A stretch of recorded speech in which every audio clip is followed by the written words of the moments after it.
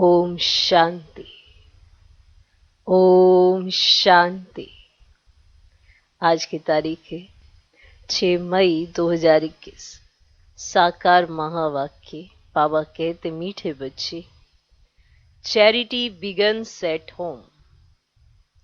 Charity begins at home अर्थात जो देवी देवता धर्म के हैं, शिव के व देवताओं के पुजारी हैं, उन्हें पहले पहले ज्ञान दो।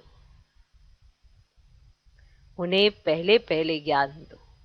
बाबा कहते मीठे बच्चे, चैरिटी बिगन्स एट होम अर्थात जो देवी देवता धर्म के हैं, शिव के व देवताओं के पुजारी हैं, उन्हें पहले पहले ज्ञान दो। आज का प्रश्न, बाप का कौन सा कर्तव्य कोई भी मनुष्य नहीं कर सकते और क्यों? बाप का कौन सा कर्तव्य कोई भी मनुष्य नहीं कर सकते हैं और क्यों?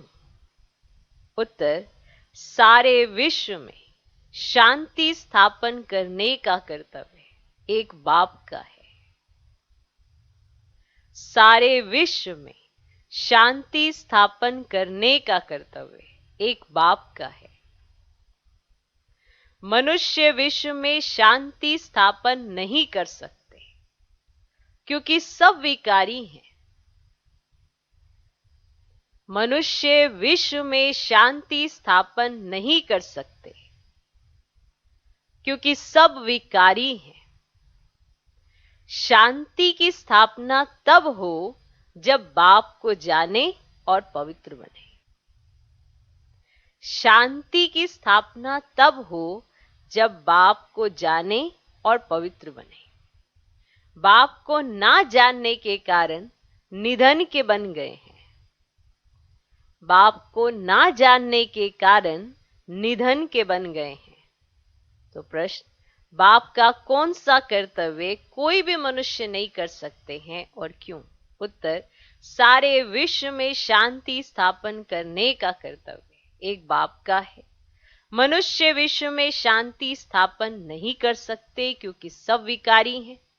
शांति की स्थापना तब हो जब बाप को जाने और पवित्र बने। बाप को ना जानने के कारण निधन के बन गए हैं। तो शांति की स्थापना कौन करते हैं? एक बाबा। और ये तब हो जब बाप को जाने और पवित्र बने, तब शांति की स्थापना हो। और बाप को नहीं जानते, इसीलिए सभी निधन के बन गए हैं। माना धनी धोरी की पहचान ही नहीं। आज का गीत है, मरना तेरी गली में, जीना तेरी गली में। ओम शांति। ओम शांति का अर्थ भी घड़ी घड़ी बताना पड़े, क्योंकि ओम शांति का अर्थ कोई भी नहीं जानते। जैसे घड़ी घड़ी बोलना पड़ता है, मन मना भव अर्थात बेहद के बाप को याद करो। ओम का अर्थ कह देते हैं ओम माना भगवान। बाप कहते हैं ओम अर्थात मैं आत्मा, ये मेरा शरीर। परम पिता परमात्मा भी कहते हैं ओम, मैं भी आत्मा हूं, परम धाम में रहने वाला। तुम आत्माएं जन्म मरण के फेरे में आती हो, मैं नहीं आता। हाँ, मैं साकार में आता हूं जरूर। तुम बच्चों को सृष्टि के आदि मध्य अंत का सार समझाने, कोई और यह समझा ना सके। अगर निश्चय नहीं तो सारी दुनिया में भटकना चाहिए, ढूंढना चाहिए, और कोई है जो अपना और सृष्टि के आदि मध्य अंत का नॉलेज देते। अगर आपको निश्चय नहीं तो फिर सारी दुनिया में भटकना चाहिए, ढूंढना चाहिए। क्या कोई और है जो आपको अपना और सृष्टि के आदि मध्य अंत का नॉलेज देते? परम पिता परमात्मा के बिगर सृष्टि चक्र के आदि मध्य अंत का राज कोई बता ना सके, कोई राजयोग सिखला ना सके, पतितों को पावन बना नहीं सकते। पहले पहले जो भी देवी देवताओं के पुजारी हैं, उन्हों पर पुरुषार्थ करो समझाने का। उन्हों पर पुरुषार्थ करो समझाने का। आदि सनातन देवी देवता धर्म वालों ने ही पूरे 84 जन्म लिए हैं वही अच्छी रीति समझ सकेंगे।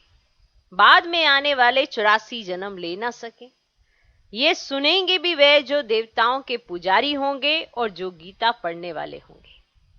गीता में सिर्फ यह भूल की है कि भगवान के बदले कृष्ण का नाम डाल दिया है। तो गीता पढ़ने वालों को समझाना चाहिए, पूछना चाहिए, परम पिता परमात्मा शिव से आपका क्या संबंध है? उनको भगवान कहेंगे। श्री कृष्ण तो दैवी गुण वाले हैं, उनको दैवी राजधानी थी, उसमें सब दैवी गुण वाले थे। अब वही पूज्य से पुजारी बन गए हैं, तो कोशिश कर पहले पहले आदि सनातन देवी देवता धर्म वालों को उठाना चाहिए। Charity begins at home. जो शिव के पुजारी हों उनको भी समझाना पड़े। शिव आता जरूर है, तब तो उनकी जयंती मनाते हैं। वे परम पिता परमात्मा है, जरूर आकर राजयोग सिखाते होंगे और कोई मनुष्य मात्र सिखा ना सके।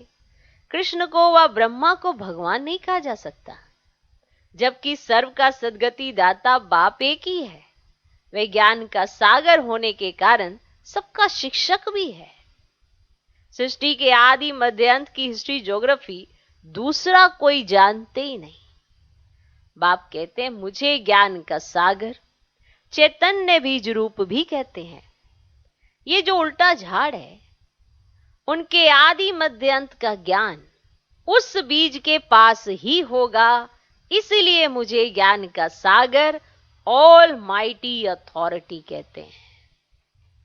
कि ये जो सारा ज्ञान है, ये सारी समझ जो आज हमें मिल रही है, वो डायरेक्ट ऑल माइटी अथॉरिटी के आधार पर। ज्ञान का सागर वही है, वो बीज रूप है, इसीलिए सृष्टि के आदि मध्य अंत को जानते हैं, हम नहीं। तो उनके द्वारा हमें ये सारी नॉलेज मिलती है। ज्ञान का सागर वह, और हम पर ज्ञान लुटाते हैं। ऑल माइटी अथॉरिटी कहते हैं। अथॉरिटी क्या है? सभी वेदों, शास्त्रों, ग्रंथों आदि सबको जानते हैं। अथॉरिटी। तुम बच्चों को समझा रहे हैं, वे शास्त्र सुनाने वाले कहते हैं कल्प की आयु लाखों वर्ष है, परंतु वह तो हो ही नहीं सकता। यह वैरायटी धर्मों का मनुष्य सृष्टि रूपी झाड़ है, उनकी आयु भागवत में लंबी चौड़ी लिख दी है। अब भागवत कोई धर्म शास्त्र तो नहीं है, गीता धर्म शास्त्र है, उनसे देवी देवता धर्म स्थापन हुआ। बाकी भागवत, महाभारत आदि, उनसे कोई धर्म नहीं स्थापन होता। वो तो श्री कृष्ण की हिस्ट्री लिखी है। तो बाप समझाते हैं, बच्चे तुम देवी देवता धर्म वालों को समझाओ कि तुमने 84 जन्म लिए हैं। सत्युग में सिर्फ भारत ही था और कोई धर्म नहीं था। भारत ही स्वर्ग था, भारत ही ऊंच से ऊंच गाया जाता है, और फिर परम पिता परमात्मा शिव का बर्थ प्लेस है, जो आकर पतितों को पावन बनाते हैं। शिव की पूजा भी यहां होती है, जयंती भी यहां मनाई जाती है। जरूर पतित दुनिया में ही आया होगा। पुकारते भी सब हैं, पतित पावन आओ। भारत पावन था, फिर 84 जन्मों का चक्र लगाया है। जो पावन स्वर्गवासी थे, अब वे नरकवासी पतित बने हैं। पावन बनाया शिव बाबा ने, पतित बनाया रावण ने। इस समय है ही रावण का राज्य।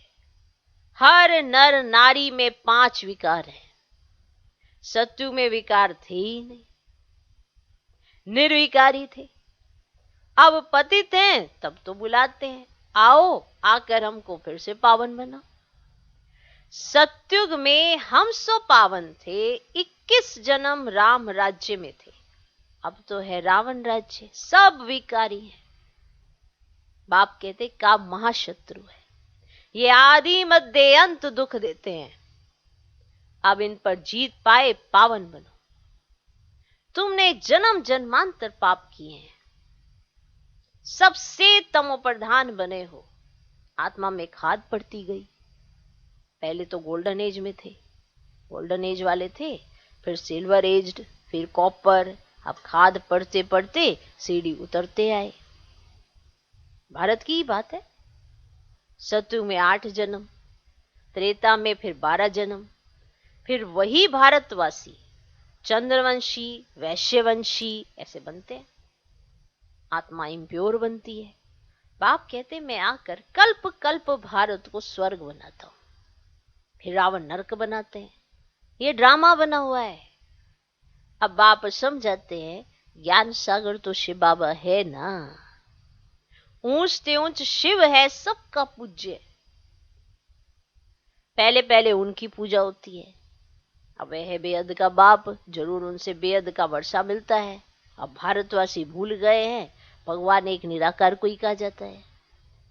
उनको मनुष्य याद भी करते हैं, ऐसे नहीं कि सब भगवान ही भगवान है। एक तरफ भगवान को याद भी करते हैं और फिर गलानी भी करते हैं। एक तरफ कहते सर्वव्यापी है और फिर कहते पतित पावन आओ। तो बाप आकर ब्रह्मा तन से ब्रह्मा मुख वंशावली ब्राह्मणों को ही समझाते हैं। अभी तुम ब्राह्मण चोटी हो, ब्राह्मणों के ऊपर ठहरा शिव। अब विराट रूप में देवता, क्षत्रिय, वैश्य, शूद्र दिखाते हैं, ब्राह्मणों का नाम ही नहीं, क्योंकि देखते हैं ब्राह्मण तो हैं विकारी, फिर देवताओं से उत्तम कैसे कहें। तो बाप समझाते हैं, वे भी गाते ब्राह्मण देवी देवताएं नमः। एक्यूरेट कोई जानता ही नहीं है कि इन्हों का राज्य कब था, स्वर्ग कहां से आया। अब तुम समझते हो। बाबा आकर ब्रह्मा द्वारा स्वर्ग की स्थापना करते हैं, शंकर द्वारा नरक का विनाश कराते हैं। महाभारत की लड़ाई भी लगी थी ना, जिससे स्वर्ग के गेट्स खुले थे। गाते हैं परंतु कुछ भी समझते नहीं। ये भी दिखाते हैं कि इस रुद्र ज्ञान यज्ञ से विनाश ज्वाला प्रज्वलित हुई। बरोबर अभी वही पाठ चल रहा है। 5000 वर्ष पहले भी लड़ाई लगी थी, तब पतित दुनिया विनाश हुई थी। गीता का ज्ञान जब सुनाते हैं तो कहते हैं 3 सेनाएं थी। यूरोपवासी यादव सेना, जिन्होंने साइंस से मूसल इन्वेंट किए। अब गीता के पूरे 5000 वर्ष हुए। अब बाप समझाते हैं ये 3 सेनाएं अभी हैं, अभी भी हैं। ये 3 सेनाएं अभी भी हैं। अब गाया हुआ है विनाश काले विपरीत बुद्धि, अर्थात परम पिता परमात्मा से विपरीत बुद्धि है। जानते नहीं है सिवाय तुम्हारे कोई की प्रीत नहीं है। सबकी विनाश काले विपरीत बुद्धि है, बाकी तुम पांडवों की है प्रीत बुद्धि। तुम शिव बाबा को ही याद करते हो, जानते हो शिव बाबा हमको 21 जन्मों का वर्षा देने आए हैं। जानते हो ये बात? तुम्हारी प्रीत बुद्धि है शिव बाबा के साथ, बाकी तो कोई बाप को जानते ही नहीं। तो 3 सेनाएं हुई ना। अब तुम हो पांडव सेना, विनाश काल तो है ही। तुम जानते हो मौत सामने खड़ा है। शिव बाबा कहते तुम पवित्र बनेंगे तो नई दुनिया का मालिक बनेंगे। सतयुग में एक ही देवी देवता धर्म था और कोई धर्म ही नहीं था। अभी और सब धर्म है, बाकी आदि सनातन देवी देवता धर्म है ही नहीं। अपने को देवी देवता समझते ही नहीं है। कहते हैं हम तो पतित हैं, देवताओं के आगे महिमा गाते हैं, सर्वगुण संपन्न 16 कला संपूर्ण हो। अपने को कहते हम विकारी हैं, मैं निर्गुण, आर्य में कोई गुण नहीं। तो बाप को याद करते हैं। तुमको भी एक बाप को याद करना है। बाप को याद करने बिगर पावन नहीं बनेंगे तो उच्च पद नहीं पाएंगे। बाबा को याद नहीं करेंगे, पावन नहीं बनेंगे तो ऊंच पद नहीं पाएंगे। अपवित्र दुनिया का जब विनाश हो तब ही दुनिया में शांति हो। मनुष्य कोशिश करते हैं भारत में और दुनिया में शांति हो, परंतु वह तो एक बाप का ही काम है। मनुष्य तो है ही विकारी, वे शांति कैसे स्थापन कर सकते हैं? घर घर में ही झगड़ा है। बाप को ना जानने के कारण बिल्कुल ही निधन के बन पड़े। अब सतयुग में बिल्कुल ही पवित्रता, सुख, शांति थी। सुन रहे हो? अभी फिर बाप वे पवित्रता, सुख, शांति स्थापन कर रहे हैं और कोई कर ना सके। भारतवासी अब नरकवासी है। स्वर्ग में जब थे तो पुनर्जन्म भी स्वर्ग में लेते थे। अभी पतित है, इसलिए पतित पावन बाप को याद करते हैं। अभी तो बच्चे जानते हैं पारलौकिक बाप को याद करने से ही भी कर्म विनाश होंगे। लौकिक बाप से तो हद का वर्षा मिलता है और पारलौकिक बेहद के बाप से बेहद का वर्षा ले रहे हो। ये समझने की बातें हैं। ये कोई सत्संग नहीं है। अब वह है भक्ति मार्ग और यह है ज्ञान मार्ग। ये कोई भक्ति मार्ग का सत्संग नहीं है, वह है भक्ति मार्ग और यह है ज्ञान मार्ग। तुमको खुशी होती है बाबा हमको स्वर्गवासी बनाते हैं। जो कल पहले स्वर्गवासी बने हैं वही अब बनेंगे। ब्राह्मण बनने बिगर देवता कभी बन नहीं सकेंगे, तो पहले ब्राह्मण बनना पड़ेगा ना। ब्राह्मण बनने बिगर देवता कभी बन नहीं सकेंगे। ये समझने की बातें है ना। अभी तो भारत में कोई कला नहीं रही है, किसको भी पता ही नहीं पड़ता है। कुंभकर्ण की नींद में सोए पड़े। तुमको बाप ने अभी जगाया है। तुम यहां आए हो स्वर्गवासी बनने। अब सिवाय बाप के और कोई बना ही नहीं सकते। अब स्वर्ग कहा जाते सतयुग को और नरक कहा जाते कलयुग को, यथा राजा रानी तथा प्रजा। अभी सब विकार से पैदा होते हैं। देवताएं कभी विकार से पुनर्जन्म नहीं लेते हैं। बच्चे अभी बाप से पवित्र रहने की प्रतिज्ञा करते हैं, लेकिन चलते चलते हार खा लेते हैं। फिर की कमाई चट हो जाती है, बड़े जोर से चोट लगती है। आश्चर्यवत सुनंती कथंती, फिर भागंती हो जाते हैं। बल साक्षात्कार भी करते हैं, परंतु साक्षात्कार में माया का प्रवेश बहुत होता है। जैसे रेडियो में एक दो की बात सुन नहीं सकेंगे इसलिए बीच में गड़बड़ कर देते हैं ना। बीच में ऐसे कटर कटर ऐसे आवाजें कर देते, गड़बड़ कर देते हैं। यह भी ऐसे है।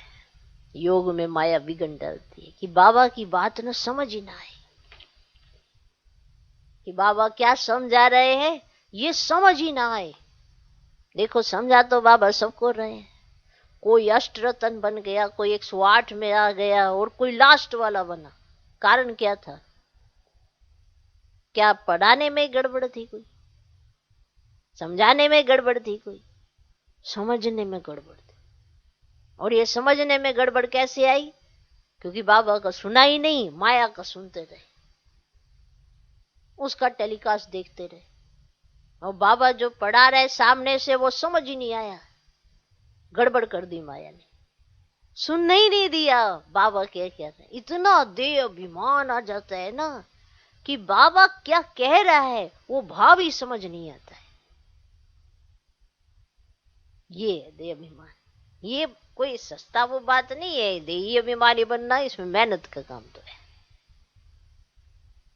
समझने ही नहीं देती माया, बीच में इंटरफेयर कर देती है। माना बाबा की आवाज डायरेक्ट सुनाई दे, जैसे अभी रेडियो में किसी का ना सुनाई दे तो बीच में गड़बड़ कर देते, खट खट खट खट आवाजें आ जाती, गड़बड़ कर देते हैं। तो योग में माया विघन डालती है। मेहनत सारी योग में ही है। भारत का प्राचीन योग गाया हुआ है। अच्छा, मीठे मीठे सिकिल दे बच्चों प्रति, माता पिता बाप दादा का याद प्यार और गुड मॉर्निंग। रूहानी बाप की रूहानी बच्चों को नमस्ते। हम रूहानी बच्चों की भी रूहानी बाप को नमस्ते नमस्ते नमस्ते। Good morning good morning good morning. देखो बहुत सिंपल से बाबा के माँ वाक्य। बहुत सिंपल से, कि तुम्हें किसे सुनाना चाहिए, क्या सुनाना चाहिए, कैसे कौन शांति स्थापित करता है, मनुष्य क्या है, देवी देवता क्या है, तुम ब्राह्मण क्या हो। बहुत सहज रीति बाबा ने समझाया। बाबा का सुनना या माया का सुनना ये तुम्हारा अपना कर्म है, इसमें बाबा तो कुछ नहीं कर सकते। इसी कर्म का तुम्हें फल मिलता है। और माया बीच में इंटरफेयर करती है, क्योंकि देखती है तुम्हारा तो योग ही नहीं है, इसलिए वो इंटरफेयर कर पाती है। तुम्हें देह अभिमान आ जाता है। जब आत्मा को देह अभिमान आ जाता है तो बाप की बात भी समझ नहीं आती है, ना बाप के भाव समझ आते हैं, ना भावना समझ आती है। और फिर अपनी बुद्धि चलने लग जाती है, जो दुनियावी रीति होते हैं उस रीति से बाप की बात को परखने लगते हैं। तो ऐसे ही तो गड़बड़ करती है माया। और उसमें जागृत होता है देह अभिमान। समझ रहे हैं कि हमको देह अभिमान आया, हमारी स्थिति ठीक नहीं है, फिर भी मानेंगे नहीं। सोचेंगे नहीं नहीं, वो तो बात ही ऐसी थी ना। बात नहीं, तुम्हारी बाप के साथ जोड़ नहीं है, तभी तो तुम्हें ना भाव समझ आया, ना भावना समझ आई बाप की। इसीलिए माया तुम्हारे योग में इंटरफेयर करती है। वरना तुम योग लगाओ और तुम्हारी बुद्धि सही ना हो, ऐसा कभी होता है क्या? जिस भगवान से योग लगाने पर इतने जन्मों के विक्रम विनाश होते हो, तो आज उससे योग लगाएंगे तो बुद्धि नहीं अच्छा सॉलिड वैसे बनेगी, सालिम नहीं बनेगी क्या? जैसा बाबा है वैसा समझ नहीं जाएंगे, वैसा जान नहीं जाएंगे, पहचान नहीं जाएंगे, पर माया बीच में इंटरफेयर जरूर करेगी, देह अभिमान जरूर लाएगी। यही तो खेल है सारा, कि अगर बेहद के बाप को जान लिया, पहचान लिया कि ये सृष्टि के आदि मध्य अंत का राज वही बता सकते हैं और वही बता रहे हैं, तो उनका ही तो कहना मानना है ना, अपनी बीच में क्यों चलानी। तो जिसने समझा उसने पाया, जिसने नहीं समझा वो बाद में भी पछताया, आज भी पछताएगा, क्योंकि समय तो हाथ से निकलता जाएगा। तो इसीलिए बाबा ने बताया विनाश तो सामने खड़ा है, अवस्था तो अपनी देखो ना कि कहाँ तक आके पहुंची है, कैसी अवस्था है। परिस्थिति आने पर कैसी अवस्था होती है। परिस्थितियां बाहर से भी आएंगी, अंदर से भी आएंगी, साथ से भी आएंगी, हर तरफ से परिस्थिति तो आनी है, क्योंकि पेपर तुम्हारा होगा नहीं, तुम आगे क्लास में कैसे जाओगे। तो ये तो समझने की जरूरत है ना कि मैं कहाँ आके खड़ा हूँ आत्मा। इसे बाबा पढ़ा रहे हैं, शांति स्थापन करना एक बाप का काम है। तो बाप कौन है, कैसा है, क्या आके करते हैं और क्या कर रहे हैं, कौन देवता बनते हैं, उससे पहले ब्राह्मण बनना पड़ता है। जब तक ब्राह्मण नहीं बने तो देवता नहीं बन सकते। बाकी तो आते हैं जाते हैं, आश्चर्य व सुनंती कथंती भागंती भी होते हैं, और जोर से ऊपर से नीचे गिरते हैं, क्योंकि देह अभिमान छोड़ नहीं पाते ना, कहीं ना कहीं किसी ना किसी विकार के वश हो जाते हैं, बाप को जानते पहचानते भी भूल जाते हैं, फिर की कमाई सारी चट। तो ऐसे बाबा समझा नहीं देते हैं, बताते हैं कि ये कैसे है, क्या होता है, क्या नहीं होता, कैसे युद्ध चलती है, कैसे तुमको समझना चाहिए, बाप कौन है, अथॉरिटी है, ऑलमाइटी अथॉरिटी है, कैसे वो ज्ञान का सागर है, कैसे आदि मध्य अंत का ज्ञान देते हैं, कैसे वो बीज रूप के अंदर सारा ज्ञान है, चाहे वेद है, शास्त्र है, उपनिषद है, कुछ भी है उनको सब पता है, उसका सार वो जानते हैं, क्योंकि वो बीज रूप है, सत्यचित है, सब कुछ सत्य बताते हैं। अब वो सत्य जो दुनिया बताती वो सत्य है, जो बाप बताता वो सत्य है। तो जो बाप बताए वो सत्य है, उसको मान के आगे चलो, स्थिति अपने आप सुधरती जाती है। अगर स्थिति नहीं सुधर रही है तो जुर्म माया का कहना मानते तो स्थिति नहीं सुधरती है, जब बाप का कहना मानते तो स्थिति सुधरती जाती है। बहुत तो स्पष्ट सी बातें हैं, पर ये तो सब समझने की जरूरत है ना।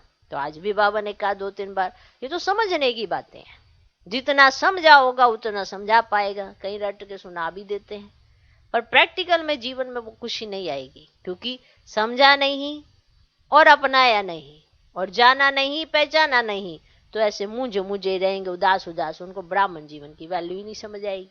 तो ऐसे भी होते हैं। तो सृष्टि के आदि मध्य अंत का ज्ञान बाप दे रहे हैं, राजयोग सिखा रहे हैं, समझा रहे हैं राजयोग का अर्थ क्या है। अच्छा, तो धारणा के लिए मुख्य सार, पहला पॉइंट, एक बाप से सच्ची प्रीत रख, सच्चा सच्चा पांडव बनना है। एक बाप से सच्ची प्रीत रख, सच्चा सच्चा पांडव बनना है। मौत सामने खड़ा है, इसलिए पवित्र बन, पवित्र दुनिया का मालिक बनना है। मौत सामने खड़ा है, इसलिए पवित्र बन, पवित्र दुनिया का मालिक बनना है। एक बाप से सच्ची प्रीत रख, सच्चा सच्चा पांडव बनना है। माना पांडव सेना भी है ना, यादव सेना भी है, कौरव सेना भी है, तो 3 ही सेनाएं थी। अब पांडव सेना भी तो साथ में खड़ी है ना। तो एक बाप से सच्ची प्रीत रख, सच्चा सच्चा पांडव बनना है। मौत सामने खड़ा है, इसलिए पवित्र बन, पवित्र दुनिया का मालिक बनना है। दूसरा पॉइंट, का महाशत्रु जो आदि मध्य अंत दुख देता है, उस पर जीत प्राप्त कर पावन बनना है। का महाशत्रु जो आदि मध्य अंत दुख देता है, उस पर जीत प्राप्त कर पावन बनना है। याद से विकारों की खाद निकाल, आत्मा को गोल्डन ईस्ट बनाना है। याद से विकारों की खाद निकाल, आत्मा को गोल्डन ईस्ट बनाना है। का महाशत्रु जो आदि मध्य अंत दुख देता है, उस पर जीत प्राप्त कर पावन बनना है। याद से विकारों की खाद निकाल, आत्मा को गोल्डन ईस्ट बनाना है। आज का वरदान, मन मना भव की स्थिति द्वारा मन के भावों को जानने वाले सफलता स्वरूप भव। मन मना भव की स्थिति द्वारा मन के भावों को जानने वाले सफलता स्वरूप भव। मन मना भव की स्थिति द्वारा मन के भावों को जानने वाले सफलता स्वरूप भव। जो बच्चे मन मना भव की स्थिति में स्थित रहते हैं, वे औरों के मन के भाव को जान सकते हैं। बोल भल क्या भी हो, लेकिन उसका भाव क्या है, उसे जानने का अभ्यास करते जाओ। हर एक के मन के भाव को समझने से उनकी जो चाहना व प्राप्ति की इच्छा है, वे पूरी कर सकेंगे। इससे वे अविनाशी पुरुषार्थी बन जाएंगे।